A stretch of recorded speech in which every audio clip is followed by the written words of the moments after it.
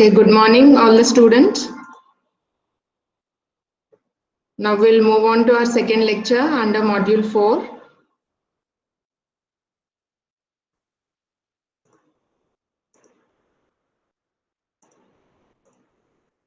Can you see the presentation?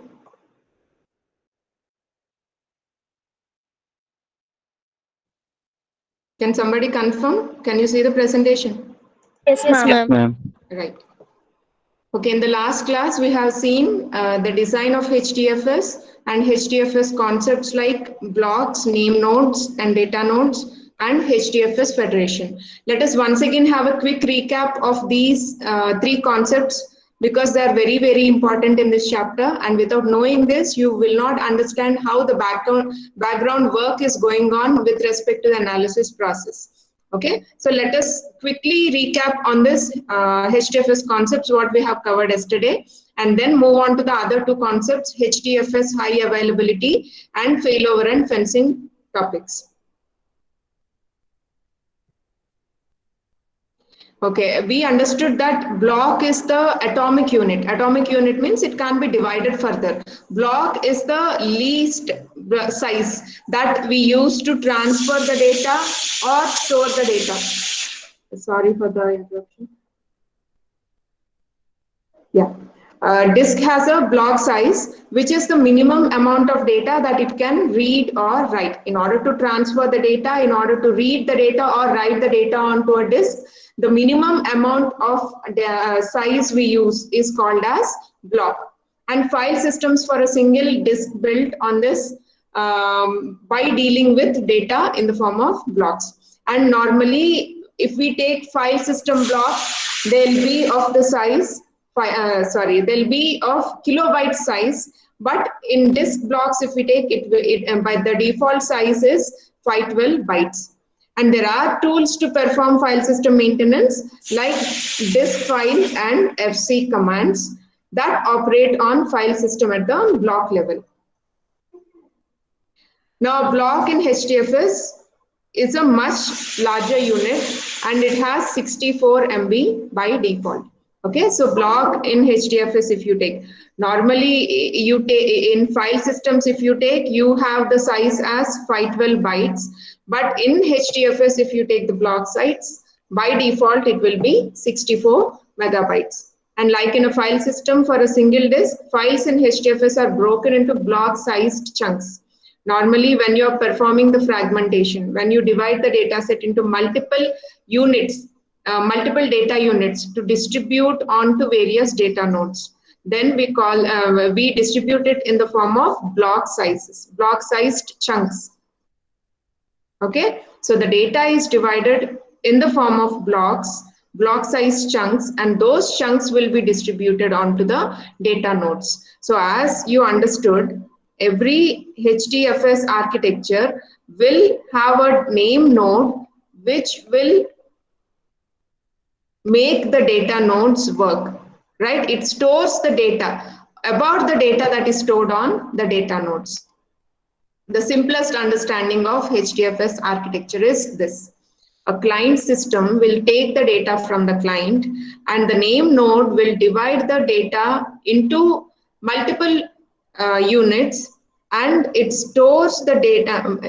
First of all, the data is divided into multiple units and all those units are stored on multiple data nodes, and the data about where the data is stored, means the metadata of the data storage, will be maintained by the name node. Name node is like a directory which stores the data about how the data is divided, the data set is divided into multiple data units and stored on various data nodes.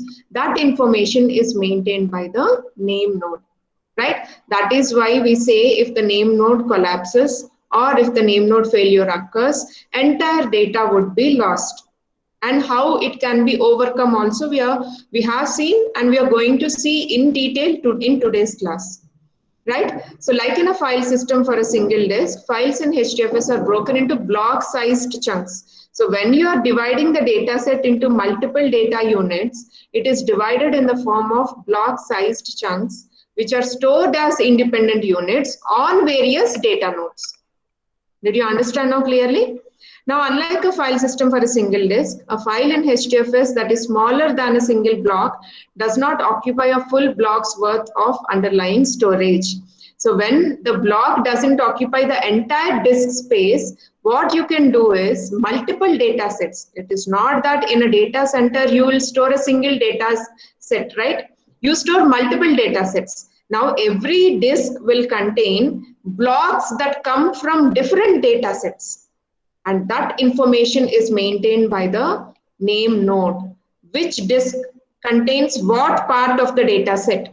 Every information is maintained in the directory that is called as namespace image, that is maintained by name node. We also remember that name node contains two files, namespace image and edit log, right? That anyway, I'll just repeat it once again. So what are the benefits of block level abstraction? A file can be larger than any single disk in the network. In such cases, block level abstraction will help us to store the files easily, to store the data easily. Now, making the unit of abstraction a block rather than file simplifies the storage subsystem. The hierarchy can be maintained very easily. And blocks fit well with replication for providing fault tolerance and availability. So to implement this fault tolerance and availability features in HDFS, blocks fit well with that replication factor. So it is easy to implement these factors such as these features such as fault tolerance and availability.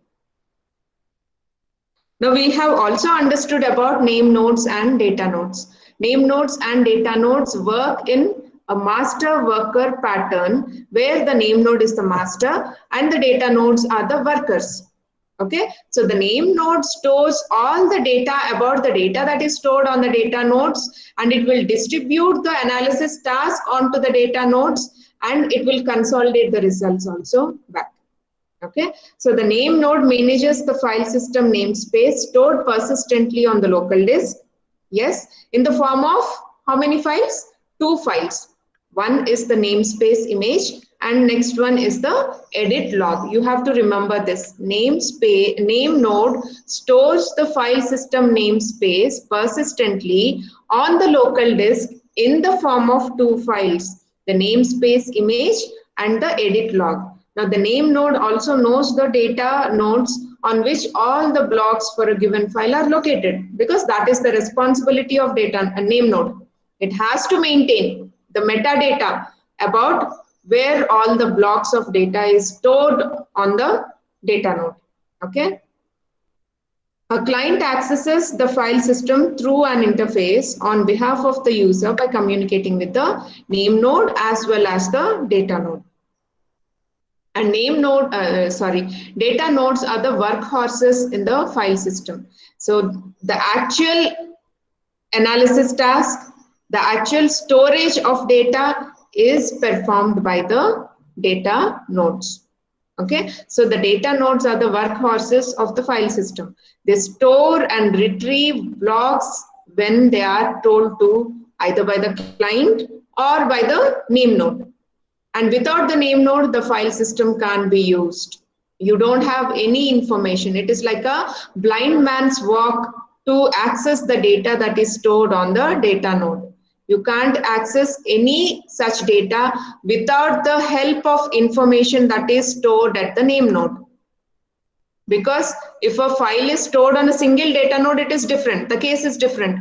But a file is divided into multiple parts and stored on various data nodes, and multiple copies of each of those parts is stored.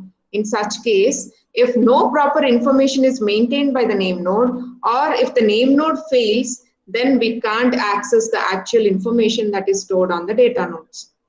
Right? So if the machine running the name node was obliterated or destroyed, all the files on the file system would be entirely lost.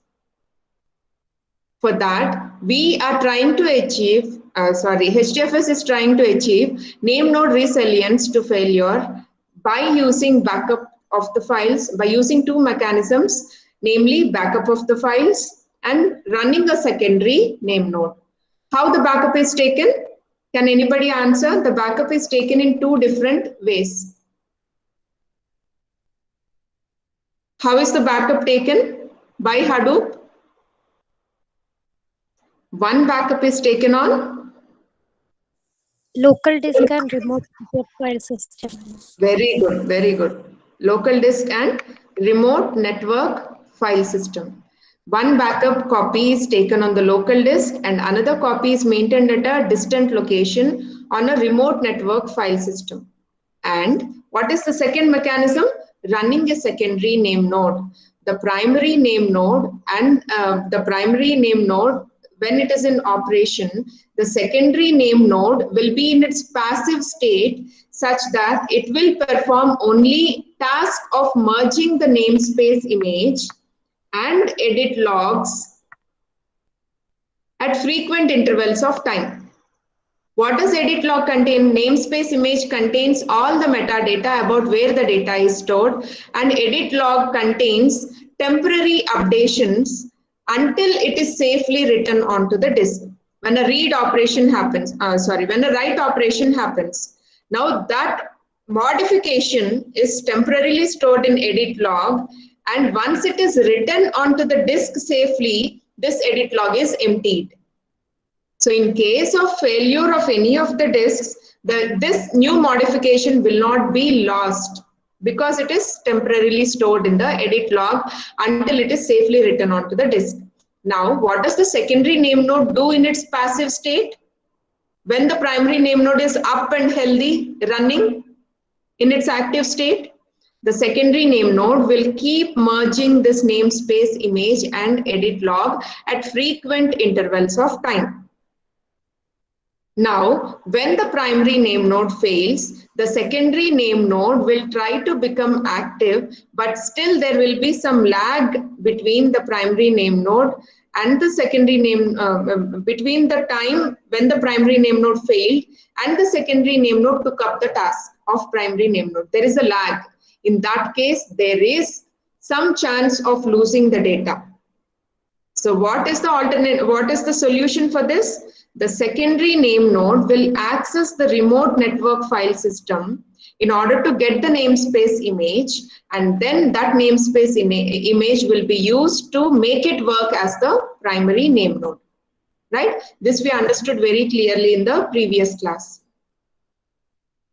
Okay, now let's move on to next federation, which is introduced in Hadoop 2.x version. Okay, this HDFS federation will perform a coordination between number of name nodes. Actually, the simplest architecture of HDFS contains only one name node, which is making multiple data nodes work. Now, if you want to increase the capacity of your cluster, if you want to store more and more volumes of data, in such case, the metadata also increases correspondingly. When such metadata increases, one name node can't bear all the pressure. In such cases, you may have to increase the number of name nodes. And all these name nodes will have a coordination between them. That is called as HDFS federation. Now, how is the data stored? All the files that are rooted under one root directory, say ABC, or if you have another file system stored under a root directory /XYZ, another file system rooted under /LMN. Now, all the files rooted under /ABC can be stored under name node 1. All the files under root directory /XYZ can be stored under name node 2, and all the files rooted under directory LMN can be stored under name node 3. Like that, you can share the load of metadata onto multiple name nodes. Now, all these name nodes under the federation, each name node manages a namespace volume. Further, it manages a namespace volume, which is made up of the metadata for the namespace and also a block pool containing all the blocks for the files in the namespace. right? Which will have details about blocks of data that has been stored. Okay, so this is how we need to understand about HDFS federation. It is a federation, it is a coordination between multiple name nodes that exist in the cluster, HDFS cluster. Now, another important feature again introduced in Hadoop 2.x version is HDFS high availability. Now, when a question comes to you from this chapter, it comes as explain all the HDFS concepts. So you need to write about blocks, you need to write about name nodes and data nodes, HDFS federation, then high availability and failover and fencing.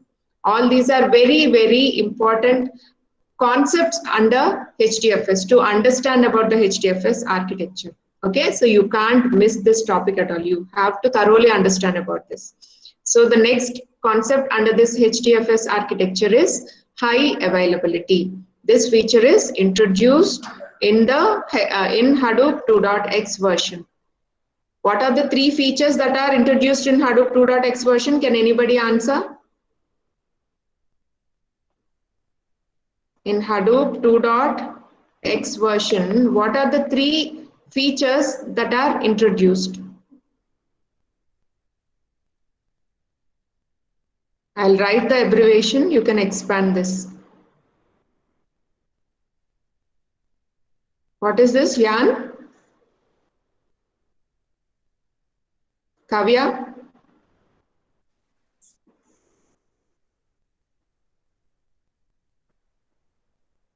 Akash? Yes, ma'am. What is Jan?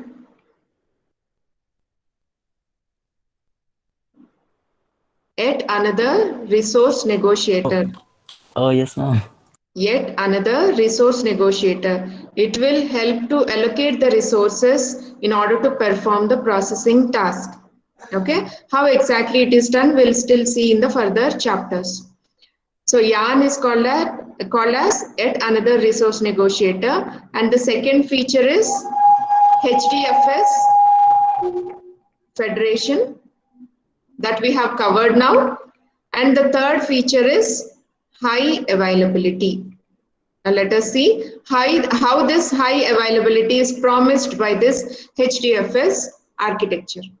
The combination of replicating name node metadata on multiple file systems and using the secondary name node to create checkpoints protects against data loss, yes, but it does not provide high availability of the file system. Understand this carefully, what I'm talking about. The combination of the two measures, what we are taking to prevent data loss. What are those? Replicating the name node metadata on multiple file systems. You're trying to replicate the name node metadata on multiple files. Yes, you're maintaining multiple copies. And one more mechanism. What is that? Using the secondary name node to create checkpoints. Secondary name node will always keep merging namespace image and the edit log to create checkpoints so that till that checkpoint the data is preserved safely without any chance of data loss, right? So to create and using the secondary name node to create checkpoints protects against data loss. Yes, it ensures that data is not lost, but it does not provide high availability of the file system. It doesn't provide high availability of the file system. It doesn't ensure that 24 hours it is available. If at all some failure happens, data may be still lost and data may not be accessible. I don't mean data is lost. Data may not be accessible. Data will be there on the name node, but it may not be accessible if the name node fails. Right? You understood the difference? Replicating the name node metadata on multiple file systems and using the secondary name node to create checkpoints will keep the data safe. But if the name node fails, still we can't have the access to that data. High availability can't be promised. So the name node is still called as single point of failure. SPOF is single point of failure.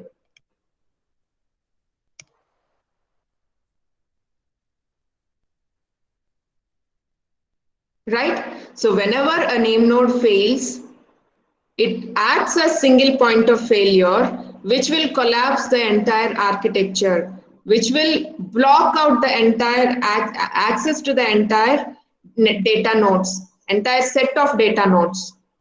Right? In such an event, the whole Hadoop system would effectively be out of service until a new name node could be brought back online into active state. So what is the solution for this? Though data is preserved safely by the secondary name node, still when the name node fails, it acts as a single point of failure, and for some time availability is not ensured. So the new name node will not be able to serve requests until it has, new name node means what? Secondary name node, right? Secondary name node, so long, for so far it is in passive state, it has to come into active state, right? It has to become the primary name node. Now the new name node will not be able to serve the requests until it has, what are the tasks it has to perform before becoming a primary name node? Understand carefully. Secondary name node have to switch over to become the primary name node. Before becoming the primary name node, what are the tasks that has to be performed? What are the formalities it has to complete? It has to load its namespace image into the memory, first task, and it has to replay its edit log to ensure that all the temporary modifications are safely written onto the disk. That is the second responsibility. And the third responsibility is it received enough block reports from the data nodes to leave the safe mode. It should receive enough block reports from the data nodes so that any new updations that happen to the data node should be reported to the secondary name node. Only then it can leave the safe mode and become the primary name node. Understood, students? Now, whenever a secondary name node have to switch over to become the primary name node, in the case of primary name node failure, it has to perform 3 responsibilities. Load its namespace image into memory, replay its edit log, and receive enough block reports from the data nodes to leave the safe mode and become the primary name node, right? Now, on large clusters with many files and blocks, now you imagine the largest cluster. Largest cluster may have many name nodes, and under those name nodes, it may have large number of data nodes. Now, on such large clusters with many files and blocks, the time it takes for a name node, understand this carefully, the time it takes for a name node to start from cold. What is this cold? Passive state. When the primary name node is up and active, secondary name node will be in a passive state, or we can call it as a cold state, right? So it takes for a name node to start from cold at least 30 minutes or more. At least 30 minutes or more. 30 minutes is a very crucial duration. And for 30 minutes, if it doesn't ensure availability, and that too during peak hours of business, what will happen when the data is not available? That will cause bad reputation to any organization, right? So on large clusters with many files and blocks, the time it takes for name node to start from cold, secondary name node to start from cold, can be 30 minutes or more. Means name node is not available for 30 minutes or more. How is it overcome? How this drawback can be addressed? The 2.x release series of Hadoop remedies this situation, addresses this situation, overcomes this situation by adding support for HDFS high availability. Okay, the 2.x release series addresses this issue by adding support for HDFS high availability. It added some components which support high availability, which ensures high availability of the name node. In this implementation, there is a pair of name nodes in an active standby configuration. So in this kind of implementation, there are two name nodes working. One will be working in the active state and one will be working in the standby configuration. Standby mode. One works in the active mode, one works in the standby mode. Now, a few architectural changes are needed to allow this to happen. Now, when a pair of name nodes are working in active standby configuration, what are the few architectural changes that have to be introduced in order to allow this high availability to be ensured? The name nodes must use highly available shared storage to share the edit log.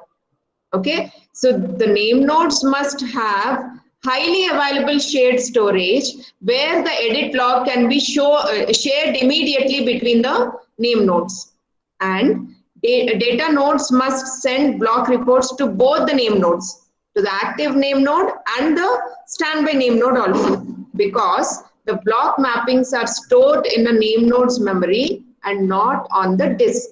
If it is stored on the disk, it will not be lost. But if it is stored in name node's memory and the name node collapses, it may be lost. That is why data nodes must send block reports to both the name nodes, active name node as well as the passive name node. And clients must be configured to handle name node failover using a mechanism that is transparent to the users. Okay, so clients or client systems must be configured to handle this name node failover. How it is handled, I'll show you in the next slide. Okay, so clients must be configured to handle this name node failovers using a mechanism that is transparent to the users, that is well understood by the users.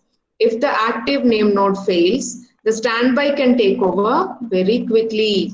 In this case, if the active name node, if the primary name node fails, then the standby can take over very quickly. But how quick it should be? That is ensured by failover and fencing. Because sometimes because due to network delays, sometimes the result may be delayed. In such cases, we may not confirm. We can't confirm that name node has failed. Due to network delay, the process has been delayed. But because of that, we can't confirm that name node has failed in the first case. So you have to completely ensure whether the primary name node has failed, and only then the secondary name node has to take over. So how that is ensured by failover and fencing, we are going to see now. The transition from the active name node to the standby is managed by a new entity in the system called the failover controller. So the transition from the primary name node, from the active name node to the standby name node or the secondary name node is managed by a new entity that is introduced called as failover controller. Important term you have to remember, failover controller. These failover controllers are pluggable. Failover controllers are pluggable means you can plug in them very easily when you wanted to implement this feature of failover controlling. Generally, Zookeeper, you have heard about Zookeeper under the Hadoop projects, right? Zookeeper is a coordination service which will ensure that only one name node is up and working at one point of time. Okay, at any time, two name nodes should not be up and active. And Zookeeper will ensure that only one name node is active at given point of time. Yeah, that is ensured by Zookeeper coordination service. Okay, so failover controllers are pluggable, and each name node runs a lightweight failover controller process. See this? each name node runs a lightweight failover controller process. What does it do? Its job is to monitor its name node for failovers using a simple heart beating mechanism and trigger a failover should a name node fail. So every name node will keep running a task called as failover controller. And what is the job that is done by this failover controller? It will check for the heartbeats that is sent by the name node for every 6 seconds or for every 3 seconds or for every 10 seconds. The name nodes will send its heartbeat. Heartbeat means a signal which indicates that it is up and active. Right? So this failover controller will ensure that it receives the heartbeats or signals from the name node that it is up and running. And whenever it doesn't receive a signal, immediately it will trigger a failover indicating that the name node has failed. Why? Because it didn't receive any signal from the name node. Because it didn't receive a signal from the name node, it treats that the name node has fallen ill. The name node has collapsed, and immediately, in that case, this failover controller will trigger a failover, will trigger a signal indicating that the name node has failed. Right? Now, failover may also be initiated manually by an administrator, for example, in the case of routine maintenance. Now, failovers always may not happen unanticipated in an unanticipated manner. Means, if you want to check the maintenance, if the administrator wants to check whether the secondary name node can immediately switch to become the primary name node, in case of primary name node failure, whether the secondary name node is in its working condition, whether it can quickly take up the task of primary name node when the primary name node fails. To check that maintenance, sometimes administrators will make a routine maintenance check, right? That is called as graceful failover. In this case, the administrator deliberately triggers a failover to check whether the secondary name node would be able to switch to the primary name node's task easily without any errors. Right? If that failover is introduced deliberately by the administrator, then it is called as graceful failover. Now, in the case of ungraceful failover, if it is not deliberately introduced, if really the name node has failed due to some error, in that case, we call it as ungraceful failover. Now, in case of an ungraceful failover, it is impossible to be sure that the failed name node has stopped running. Understand this carefully. Why is it impossible to be sure that the failed name node has stopped running? As I said, due to network delays, sometimes the response from the name node can be delayed. In such case, if it immediately triggers a failover, that is a fault alarm. Right? That is a false alarm.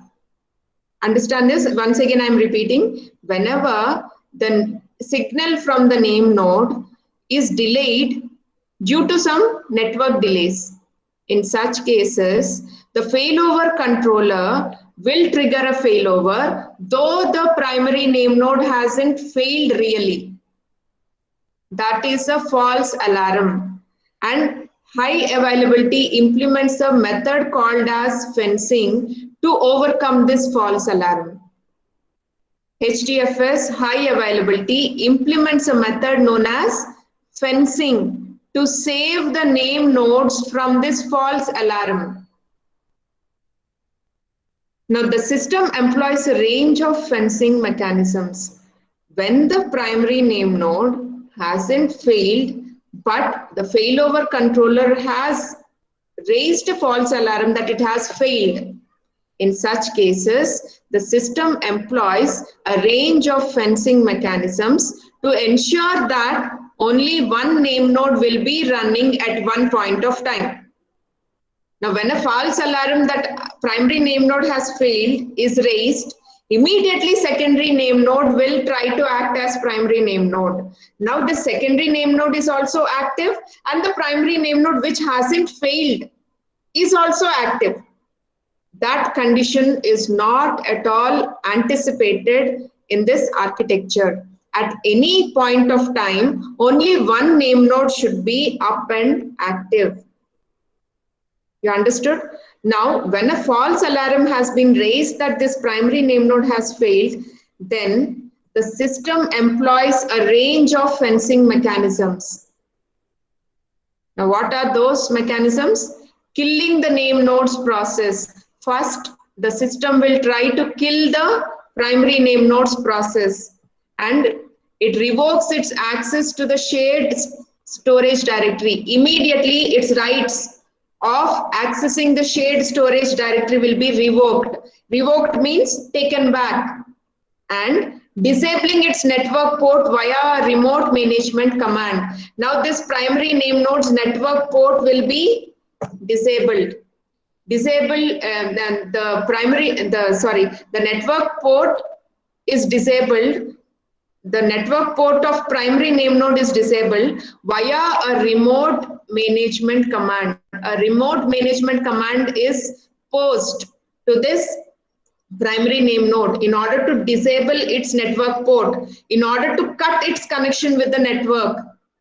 And the fourth step is the previously active name node can be fenced with a technique known as stonith. Shoot the other node in the head. Stonith full form is shoot the other node in the head. Okay, so the fourth step taken here is the previously active name node. It actually didn't fail, but a false alarm is raised by the failover controller that it has failed. So what are the mechanisms that are being used to make this deliberately fail and take the secondary name node as the primary name node? What are the mechanisms? Killing the name node's process, first step. Revoking its access to shared storage directory, second step. And third step is to disable its network port via a remote management command. Give a remote management command in order to disconnect this from the network, and the previously active name node can be fenced with a technique known as stonith. Shoot the other node in the head means this node's connections will be completely removed. Power supply will be completely shut down to this active name node, and the secondary name node will come into picture now to act as the primary name node. Now what happened here? Only one name node is working at one point of time in the architecture, in the file system, right? One name node means for that file system, we are talking about one particular name node. Now client failover is handled transparently by the client-side library. If at all there is any client-side failover, then it can be transparently handled by the client-side libraries. The simplest implementation uses client-side configuration to control the failover. Client-side systems are configured in order to control the failover by using some client-side libraries. Okay, that is a simple task. So the main task of addressing the failover and fencing the name node from the failovers, that is actually very important, which happens at the background in the HDFS architecture. But client-side failovers can be handled very easily. Now let's see how we can interact with HDFS by the command line interface, by using the command line interface. Now we can interact with HDFS from the command line by using some famous commands.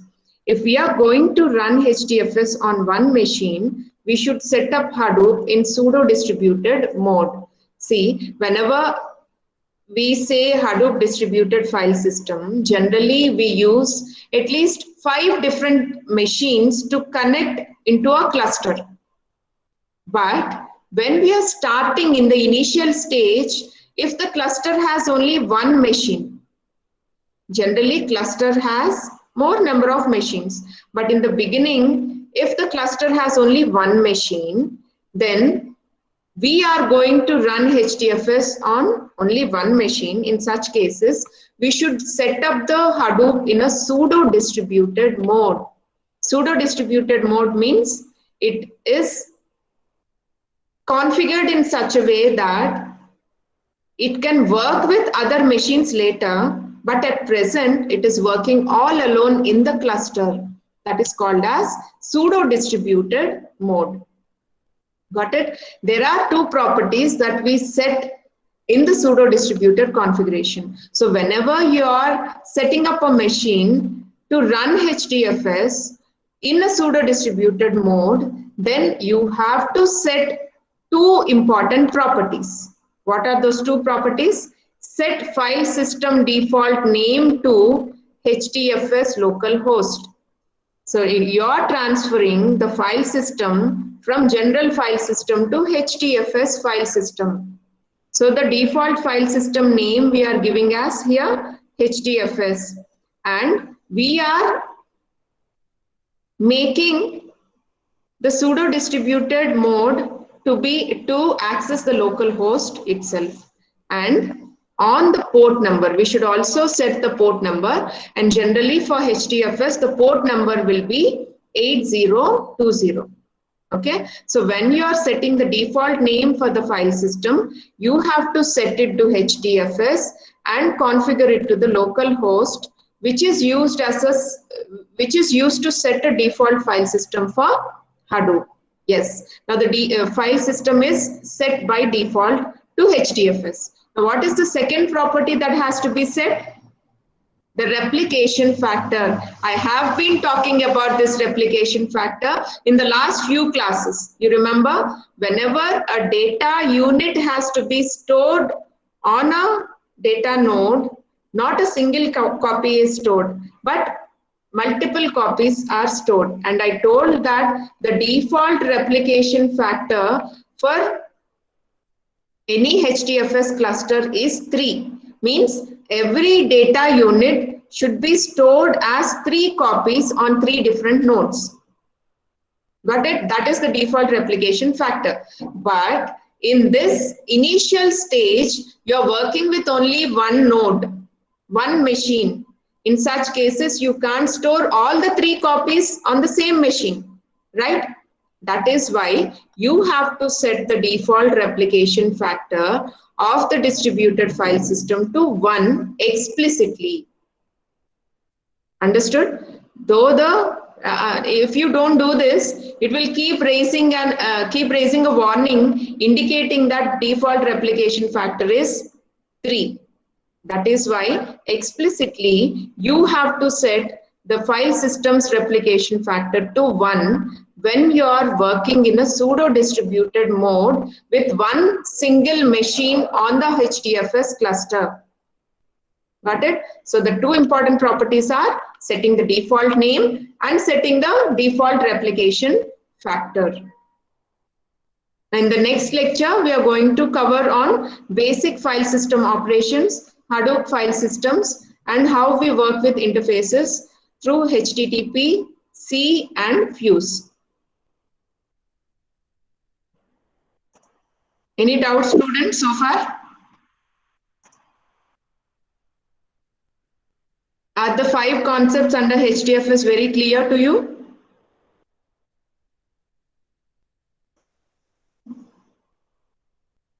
Arjun, Nishant?